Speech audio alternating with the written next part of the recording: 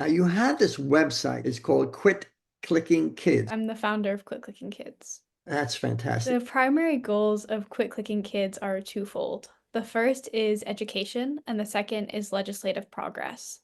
The first piece, education, is really crucial because aside from the recent documentaries that have come out, there haven't been a lot of discussions around what does it mean to be a social media influencer? What does it mean when you're a social media influencer and your primary focus is minors? And so, really getting the word out about here are the concerns around having a child's image being published, and not only once or twice, but consistently to a monetized channel. I think that's really important to get people to understand. And I think important, even from my perspective, before I started doing research in this topic, I didn't really know what family influencing was. It wasn't a type of content that I consumed, it wasn't I didn't something I know. was No. particularly interested in. But after I started researching, it really became clear to me that we need to be focusing more on this topic. So that's the education piece. The second piece is, okay, what do we do? How can we actually protect these children? It's great that people are starting to talk about this issue, but what can we act upon? And so that came in the form of legislation. When I was a high school student, I started cold calling and cold emailing Washington state legislators, Washington state being my home state.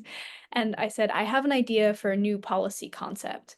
I laid out the issues with unregulated family influencing accounts and the dangers that they pose to a child's right to privacy, the potential for financial exploitation that exists within them.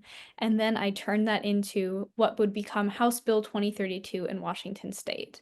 And that bill aims to both offer financial compensation for the children who are featured in these highly monetized channels, so similar to Coogan laws for traditional child actors.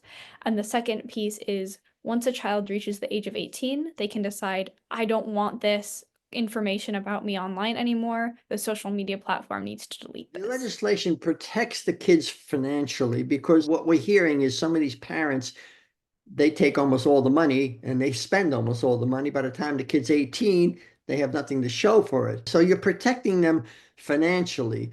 It hasn't been passed in Washington. Has it been passed anyplace else?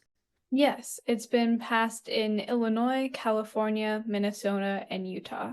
California, that's great. We got to get it in New York. We got to get it in Florida and other places too.